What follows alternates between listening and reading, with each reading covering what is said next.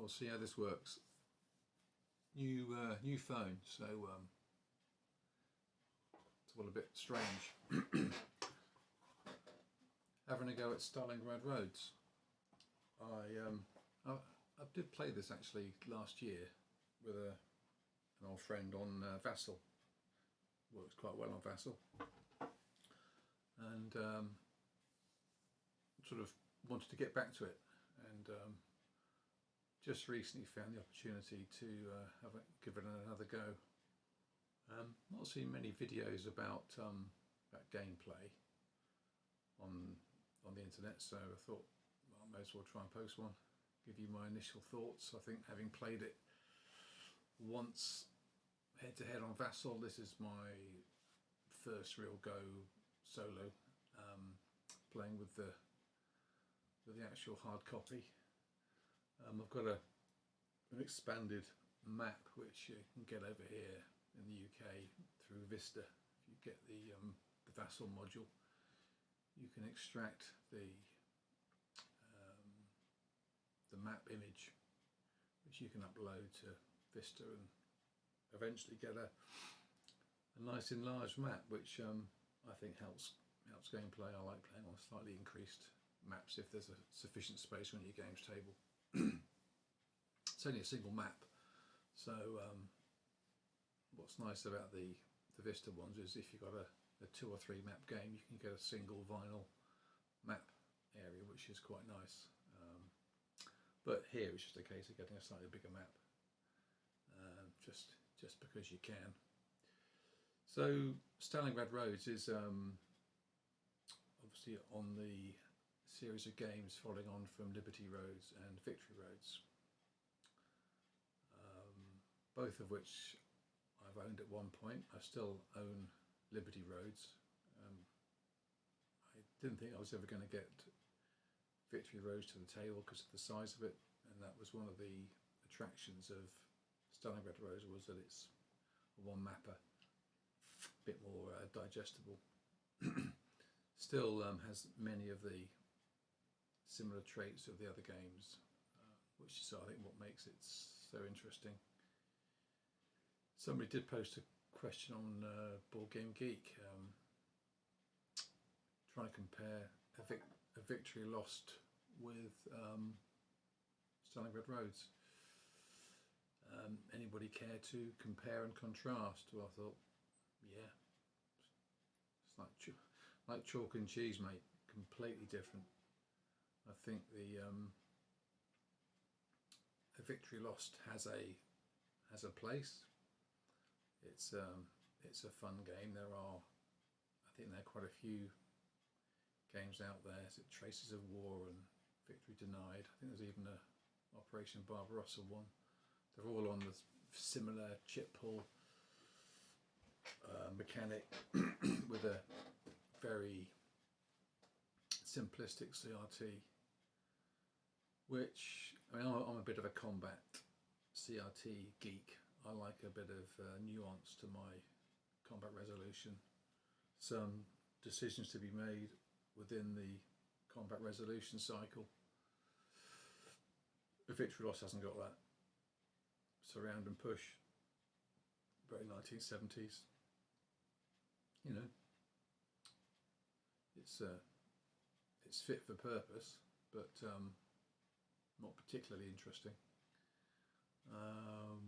So I think that there's been a lot more work done on something like Stalingrad Roads. Not that I want to decry, the simpler games, because it's nice to have those as well, but this just feels, it feels a bit more grown up, I suppose you might say. So it's got the concept of support markers which drive the Soviet offensive mechanism. Essentially, you have a major and 2 minor offensive supports which you use to direct your main efforts, and you need to build up to launch these offensives. So again, you get these lulls as you're trying to get ready for the next offensive. bit of an interesting side game with the Stalingrad situation. The Germans can declare it a fortress, which gives them some supply benefits. Easier to defend, harder to attack, and then you start trying to fly in Junker 52s to give a few combat twists, which is a fun little sub game in and of itself. And the game does go up to and including Manstein's backhand blow, so there are two possible counterattacks. There's the initial one, which was it Vintigovita? I think it was. Yes, Operation Vintigovita, I think it was, which was essentially Winter Storm. So that's a small one which you can launch early in the game with a certain time frame, and there's a bigger time frame for the backhand blow, which comes later on, by which time the Axis toolbox is fairly full of stuff, and all the time, as the Germans, you're trying to appease Hitler. You know, he doesn't like running away, so you get penalised on the Hitler track if you are retreating from Stalingrad, if you are moving your HQs away from the fortress. If you're losing various objective hexes, he gets a bit upset, and he essentially gives you less support, so less reinforcements, less support markers. Both sides get support markers, and trying to sort of stabilise the Hitler effect on the support given to the Germans. You also have a Manstein chit, and Manstein will even out some of the negatives up until the time when he may get dismissed. So essentially you've got a chart with a Hitler chit and a Manstein chit, and the higher one gives you your support chits and your replacement points for that turn. So when the Hitler one gets below the Manstein chit will start to dictate what you get, and eventually when the Hitler one goes down to 0, then you get a crisis at OKW, and you have to roll, and that will affect where Manstein goes back on which level, and the Hitler one goes back, and that's all like a little sub game. Probably didn't explain that very well, but I mean, that is sort of how that works. And I think there was a similar thing on Liberty Roads, where there was a Hitler sort of satisfaction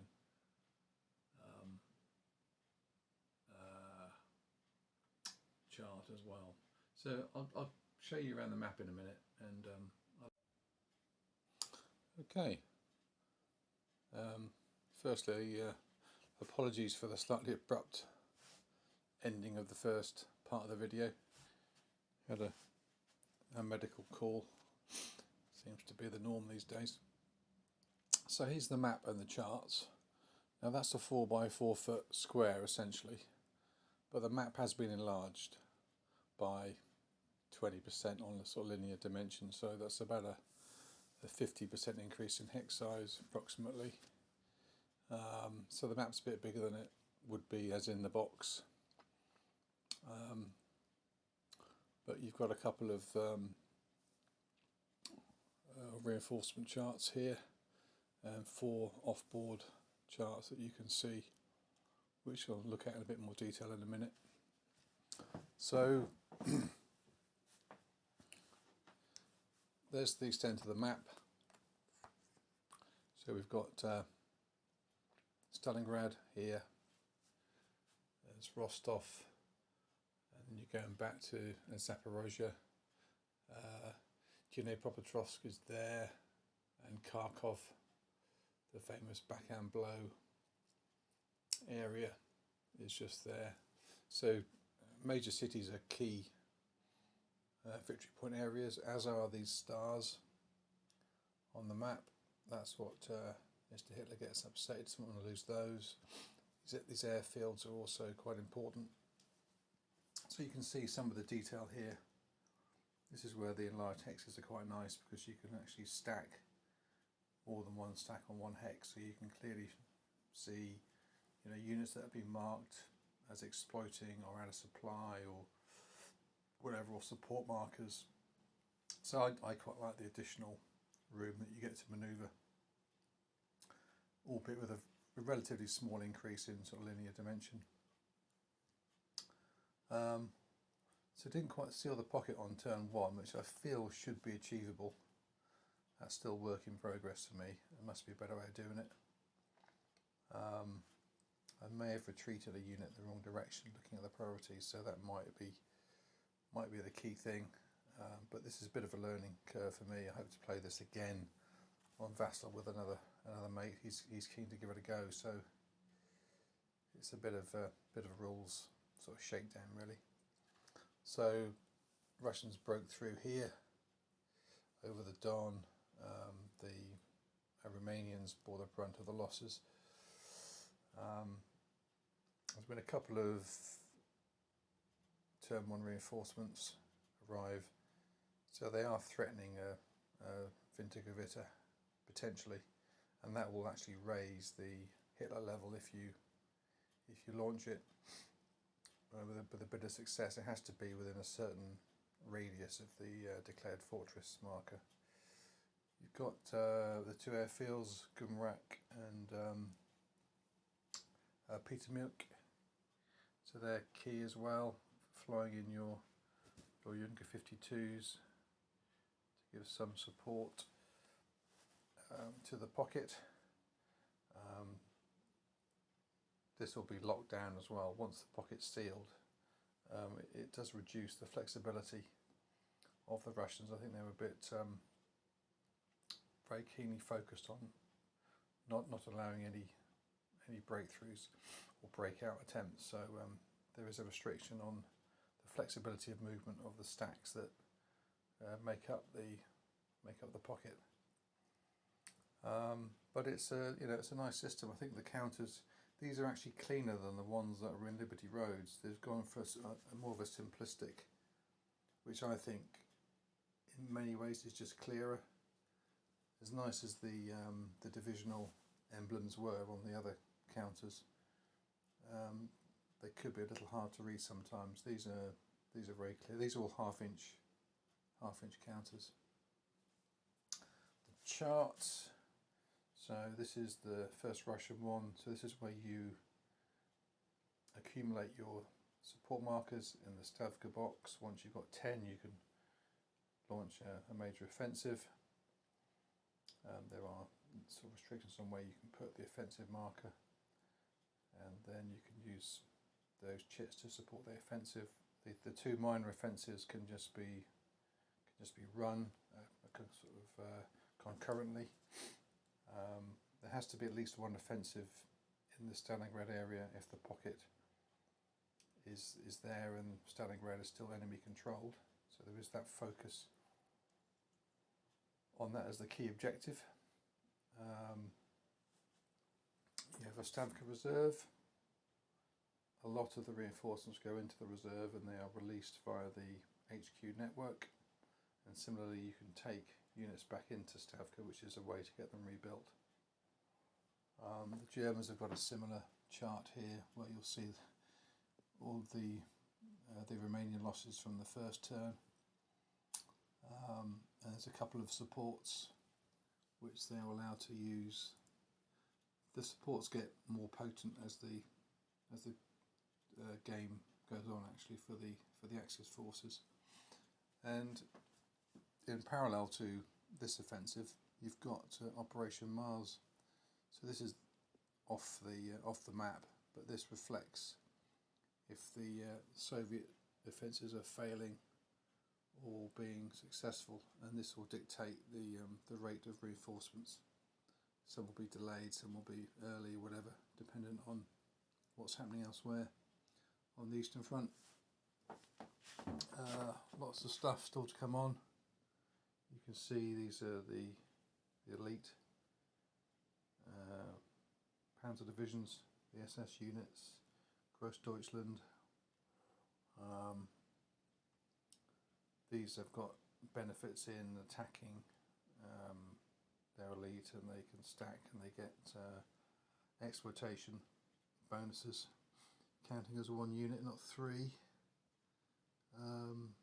Tigers, artillery and other toys to assist Manstein do his stuff later on, but still lots more Russians, upgrades and withdrawals, and some additional support chits. Just going to show you the CRT for those not familiar. This is what I mean by a more sort of nuanced CRT compared to the 1970 style from a Victory Loss. So you've got a 2d6 roll initially, which determines the attrition result, and then dependent on whether the attacker or defender has declared the use of elite units, you can select one of the other results from the colour band. So for example, if you rolled a 9 at 3 to 1 as the attacker and you declared an elite unit, you could use the E2 result, so you get twice as much exploiting, but it would subject you to risk, and you would actually lose a step off one of your elite units that you've just declared as using. Similarly for the defender, they get a range of results. So that whole thing going on there it's a lot more to think about, and it just makes combat more interesting than just trying to get a standard odds with a d6 and trying to push stuff through Zox. It certainly appeals to me anyway. That's a good overview, I think, giving you enough of an idea, a bit more than just having a look at the box contents. I'll hopefully post again when I've made a bit more progress, but hopefully that's been of some interest.